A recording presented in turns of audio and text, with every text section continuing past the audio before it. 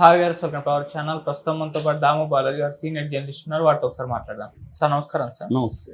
Sir, Jammu కాశ్మీర్లో ఉగ్రదాడి తర్వాత జరుగుతున్న పరిణామాలు చూసుకుంటే రెండు దేశాల మధ్య యుద్ధం రాబోతున్నట్టుగానే కనిపిస్తుంది సార్. అటు పాకిస్తాన్ కూడా యుద్ధాన్ని కవ్వించడం అండ్ మేము యుద్ధానికి సిద్ధమే అన్నట్టు స్టేట్మెంట్స్ ఇవ్వడం కూడా చూస్తున్నాం. అండ్ ఇటు మోదీ గారు కూడా బీహార్లో చాలా సీరియస్ అయిపోయి మాట్లాడడం కూడా చూస్తున్నాం. మరి ఏం జరిగే అవకాశం ఏమన్నా ఉంది? యుద్ధం వచ్చే ఛాన్సెస్ ఏమన్నా కనిపిస్తున్నాయా సార్? ఖచ్చితంగా యుద్ధం అనే స్థాయిలో మాట్లాడలేం, కానీ పాకిస్తాన్కి ఇండియాకి మధ్య చాలా అనేక పరిణామాలు అయితే చోటు చేసుకుంటున్నాయి. ఇప్పటివరకు ఏం జరిగింది, ఏం జరగబోతుంది, ఇది చూద్దాం మనం. బేసిక్గా ఇప్పటివరకు ఏంటంటే దాడి జరిగిన తర్వాత పహల్గామ్లో 26 మంది చనిపోయారు, కొంత సీరియస్గా 5 మంది గాయపడ్డారని చెప్తున్నారు. సో ఈ దాడి తర్వాత ఇండియా కొన్ని చర్యలు తీసుకునింది. అదేంటంటే ప్రధానంగా డిప్లొమాటిక్ అండ్ ఎకనామిక్ ఈ 2 రకాల యాక్షన్స్ తీసుకునింది. సో డిప్లొమాటిక్ సంబంధించి అక్కడ వీసాలు, ఇండియాలో వీసాలన్నింటినీ రద్దు చేసింది.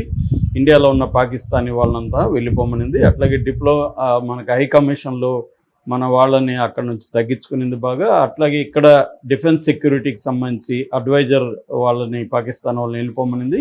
అక్కడ పాక్లో ఉన్న మన వాళ్ళని వచ్చేమనింది. పాక్కి ఎవరు మన టూరిస్టులు వెళ్ళవద్దని సలహాలు ఇచ్చింది. సో ఇక్కడ ఉన్న పాకిస్తాన్ వాళ్ళంతా వెళ్ళిపోవాలని చెప్పింది. అట్లాగే ఒట్టేర బార్డర్ని మూసేసింది. అన్నిటికంటే ఇంపార్టెంట్ ఇండస్ రివర్ ట్రీటీ. ఈ ఇండస్ రివర్ ట్రీటీని సస్పెండ్ చేస్తానని చెప్పింది. ఇది 1960లో చేసుకున్నాం. దీనివల్ల మనకి నిన్న చెప్పాను నేను 6 నదులు ఉన్నాయి. అందులో 3 నదులు ఈస్ట్, 3 నదులు వెస్ట్ ఉన్నాయి. సో వీటిలో దాదాపు 80% నదుల్లోని వాటర్ని పాకిస్తాన్ వాడుకుంటుంది. వ్యవసాయానికి, ఇండస్ట్రియల్ యూజ్కి, తర్వాత తాగునీళ్ళకి, ట్రాన్స్పోర్ట్కి, వీటికి అన్నిటికి కూడా అది వాడుతుంది. పాకిస్తాన్లో ఉండే 90% వ్యవసాయం ఈ నదుల మీదనే ఆధారపడి ఉంది. సో ఇండియా ఏమనిందంటే మేము టెంపరీగా సస్పెండ్ చేస్తున్నాం, వాటర్ని మీకు ఆపేస్తామని చెప్పింది. కాకపోతే మన ఎక్స్పర్ట్లు చెప్పేది ఏంటంటే అంత ఈజీగా అది ఆపడం కూడా తగ్గించవచ్చు, ఫ్లోని తగ్గించవచ్చు, కానీ రివర్స్ని ఇప్పటికిప్పుడు ఆపాలంటే డ్యామ్స్ కట్టాలి. అవన్నీ ఇమ్మీడియట్గా జరిగేవి కాదు, కానీ కొంత ఆపేయచ్చు. ఆపడం వల్ల మాత్రం పాకిస్తాన్కి చాలా పెద్ద దెబ్బ అయితే తగులుతుంది, డ్యామేజ్ తగులుతుంది అనేది మన వాళ్ళు చెప్తున్నారు.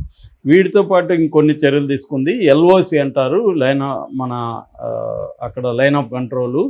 సో పాక్ ఆక్యుపైడ్ దీని దగ్గర ఎల్ఓసి ఉంటుంది, ఆ లైన్ ఆఫ్ కంట్రోల్ ఉంటుంది. ఆ లైన్ ఆఫ్ కంట్రోల్ దగ్గర 2021 నుంచి కాల్పుల విరమణ ఉన్నింది. దాన్ని కూడా ఇప్పుడు మళ్ళీ రివోక్ చేసింది. సో కాల్పుల విరమణ ఒప్పందాన్ని ఎత్తేసింది భారతదేశం.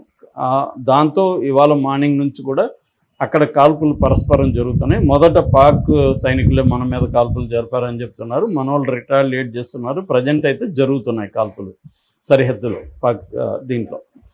ఇది కాకుండా ఇంటర్నేషనల్ కూడా మనకు అండగా ఉండడం కోసం అనేక ప్రభుత్వాలతో మంత్రాలు జరుపుతుంది మోడీ ప్రభుత్వం.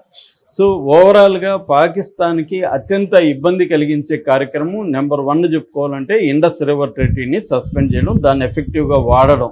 ఇది ప్రధానంగా. మిగతావన్నీ కాశ్మీర్లో సైన్యం ఆల్రెడీ ఎల్ఓసి దగ్గర 1.5 lakh సైన్యం ఉంది. మన సైన్యం మొత్తం కాశ్మీర్లో తీసుకుంటే 3 లక్షల మంది సైనికులు, మన ఇండియన్ సైనికులు ఉన్నారు అక్కడ. సో ఇప్పుడు మొత్తం టెర్రరిస్టుల కోసం గాలిస్తున్నారు. 1500 మందిని అరెస్టులు చేశారు. దీంట్లో పాల్గొన్న ఒక టెర్రరిస్టు ఇంటిని కూడా ఈరోజు మార్నింగ్ బ్లాస్ట్ చేసేశారు. ఈ యాక్టివిటీలన్నీ ముమ్మరంగా మొదలైనాయి.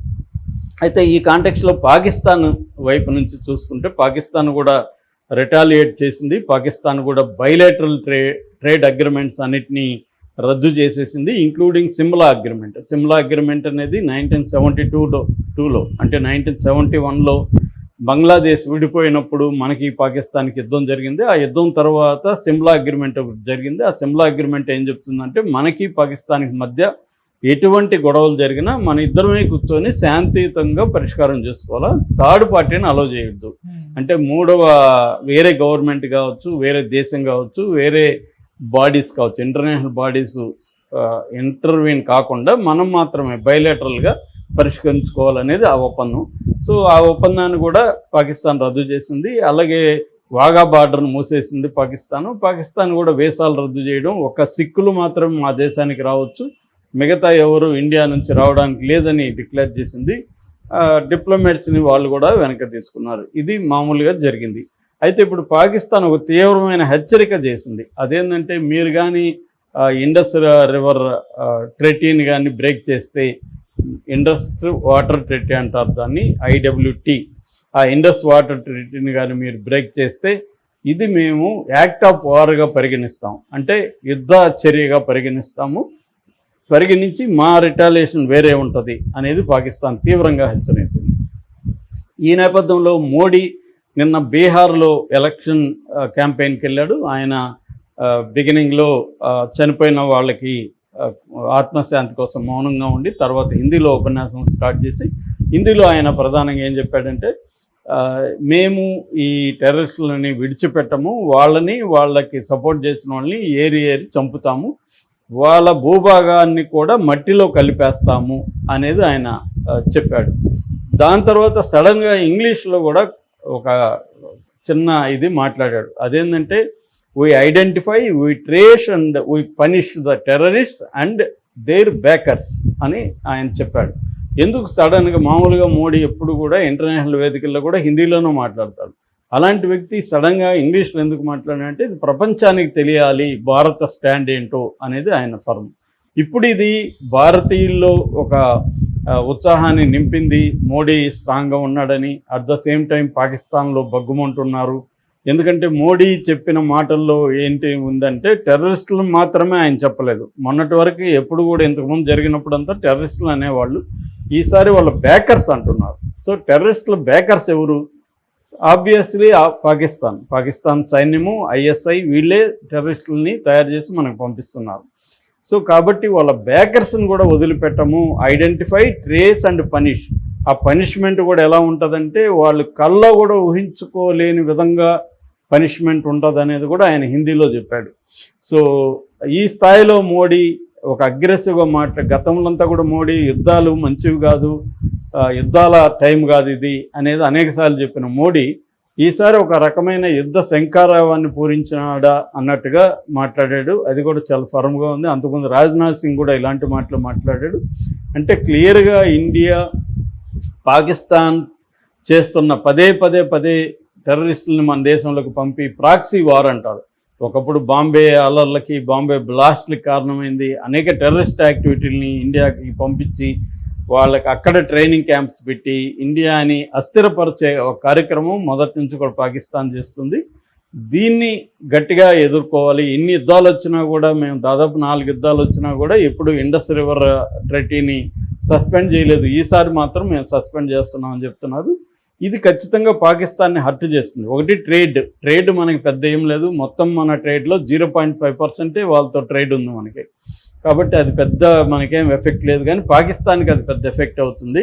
అలాగే ఇప్పుడు ఈ నీళ్లు అనేది మేజర్ ప్రాబ్లం. ఎందుకంటే పాకిస్తాన్లో డామినెంట్ క్లాస్ కానీ మిలిటరీలో ప్రధానమైంది కానీ పాకిస్తాన్లో ఉండే పంజాబ్ ప్రావిన్స్, ఆ పంజాబ్ ప్రావిన్స్ మీదనే ఇది ఎఫెక్ట్ అవుతుంది.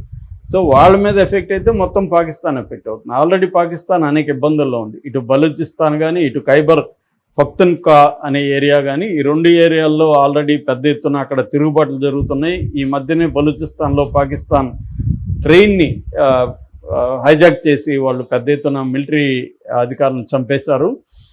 అట్లాగే ఆఫ్ఘనిస్తాన్ కూడా పాకిస్తాన్కి వ్యతిరేకంగా మారిపోయింది. ఆఫ్ఘనిస్తాన్తో కూడా యుద్ధాలు జరుగుతున్నాయి. ఒక పక్క చైనాతో కూడా ఇబ్బందులు మొదలైనాయి ఎకనామిక్గా. అట్లాగే పాకిస్తాన్లో అల్లర్లు కూడా ఎక్కువైనాయి. ముఖ్యంగా ఇమ్రాన్ ఖాన్ అరెస్ట్ తర్వాత ఇమ్రాన్ ఖాన్ మద్దతుదారులు దేశమంతా కూడా చాలా తీవ్రమైన ఆందోళన చేస్తున్నారు. మరోవైపు అక్కడ టెర్రరిస్ట్ యాక్టివిటీలు కూడా పెరిగినాయి. 1100 అంటే 1100 attacks, terrorist attacks last year జరిగాయి పాకిస్తాన్లో. అంటే అట్లాగే ఎకనామిక్ క్రైసిస్ పెద్ద ఎత్తున నడుస్తుంది. సో ఈ రకమైన ఇది లోపల ఉంటే బయట నుంచి కూడా మద్దతు అనేది పాకిస్తాన్కి తగ్గిపోయింది. ఒకప్పుడు అమెరికా మద్దతు ఉండేది, ఇవాళ అమెరికా కానీ దాని మిత్రుల్లో కానీ అందరూ కూడా ఇండియాకి సపోర్ట్ చేస్తున్నారు, పాకిస్తాన్కి లేదు. చైనా ఒకటే చేయాలి, చైనాతో కూడా ఇబ్బందులు ఉన్నాయి. కాబట్టి పాకిస్తాన్ ఐసోలేట్ అయింది, ఇంటర్నల్ ప్రాబ్లమ్స్ ఉన్నాయి. కానీ అది యుద్ధానికి అయితే కవ్విస్తుంది. దీనికి ప్రధాన కారణం ఏంటంటే అక్కడ ఉన్న మిలిటరీ ఆర్మీ చీఫ్ అంటారు ఆసిఫ్ మునీర్. ఆయనకి ఇప్పుడు 2025తో టర్మ్ అయిపోతుంది. ఆయన ఇంకా కంటిన్యూ కావాలని ఒక ఆలోచనలో ఉన్నాడు. అందుకని కంటిన్యూ కావాలంటే ప్రధానమంత్రి ఎక్స్టెండ్ చేయాలి, సివిల్ అడ్మినిస్ట్రేషన్ ఎక్స్టెండ్ చేయాలి. అది చేయించుకోవడానికి తర్వాత తనకి వ్యతిరేకత పెరుగుతుంది, దాన్ని తగ్గించుకోవడానికి ఈ కార్యక్రమానికి ఆయన తెరలేపాడనేది ఒక వార్త వస్తుంది. సో తెలిసే చేశాడు అతను. ఇండియా ఎలా రియాక్ట్ అవుతుందో కూడా తెలిసే చేశాడు. సో ఇప్పుడు ఇండియా ముందున్న కర్తవ్యం ఏంటంటే ఆల్ అవుట్ వార్ అనేది అసాధ్యం. ఎందుకంటే నేను నిన్నే చెప్పాను, వాళ్ళకు కూడా ఈ న్యూక్లియర్ వార్ హెడ్స్ అనేవి దాదాపు 170 ఉన్నాయి. మన దగ్గర 172 ఉంటే వాళ్ళకి 170 ఉన్నాయి. అది కూడా మనమేమో ఫస్ట్ మనం ప్రయోగించకూడదని మనం నిర్ణయించుకున్నాం. కానీ వాళ్ళకి అలాంటి నిర్ణయం ఏం లేదు, వాళ్ళు ఫస్ట్ కూడా వేయచ్చు. అట్లాగే వాళ్ళు టెస్ట్ కూడా 1998లో వాళ్ళు చగై అనే చోట 2 సార్లు టెస్ట్ చేశారు. మనం కూడా అదే ఇయర్లో పోఖ్రాన్లో phase 2 టెస్ట్ చేసాం. కాబట్టి వాళ్ళు రెడీగా ఉన్నారు. ఒకవేళ ఆల్ అవుట్ వార్ జరిగి న్యూక్లియర్ స్థాయికి వెళ్తే ఎవరు కూడా గెలవు. ఇండియా మనం అనుకోవచ్చు మనం జనాలు ఎక్కువ ఉన్నాం కదా, వాళ్ళు తక్కువ ఉన్నారని. తక్కువ ఉన్నా ఎక్కువ ఉన్నా నష్టం కూడా అదే రేంజ్లో జరుగుతుంది. కాబట్టి ఇద్దరికీ నష్టమే అది, మిగతా ప్రపంచానికి కూడా ఇబ్బంది. కాబట్టి న్యూక్లియర్ వార్ వచ్చే పరిస్థితి ఉండదు. అయితే మనం ఏంటంటే టార్గెటెడ్గా అటాక్స్ చేయడం, కోవర్ట్ ఆపరేషన్స్ చేయడం, మన రా ఏజెన్సీలో ఆల్రెడీ అక్కడ ఉన్నారు. అట్లాగే ఇంటర్నల్గా అక్కడ ఉన్న తిరుగుబాటుదారులకు మనం హెల్ప్ చేయడం, వాళ్ళ ఎకనామిక్గా వాళ్ళని బ్లీడ్ చేయడం అంటారు, అంటే రక్తాన్ని పీల్చేయడం. ఈ బ్లాక్ ఛానల్ డిప్లొమసీ అంటారు. అలాంటివి ఇప్పుడు ఆప్షన్స్ మన ముందు ఉన్నాయి. మిలిటరీ ఆప్షన్స్ ఏమో మనం టార్గెట్గా ఎక్కడైతే టెర్రరిస్టులు ఉన్నారో వాళ్ళ మీద అటాక్ చేయాలి. అది చేయాలంటే వాళ్ళకి కూడా తెలుసు కదా వీళ్ళు చేస్తారని. గతంలో మనం చేసాం కాబట్టి, ఉరి కానీ తర్వాత పుల్వామా అటాక్స్ ఇవి జరిగినప్పుడు మనం చేసాం కాబట్టి వాళ్ళు కూడా హుషారుగా తప్పించుకొని దాక్కుంటున్నారు విలేజ్ల్లోకి, అలా వెళ్ళిపోతుంది, జనం మధ్యలో ఉంటున్నారు. మనం జనం మీద దాడి చేయం కాబట్టి వాళ్ళు అలాగా వెళ్ళిపోయారు. కాబట్టి ఇప్పుడు ఇండియా ఏంటంటే ఓపిక్గా ఉండాలి, ఎమోషనల్గా మనం యుద్ధం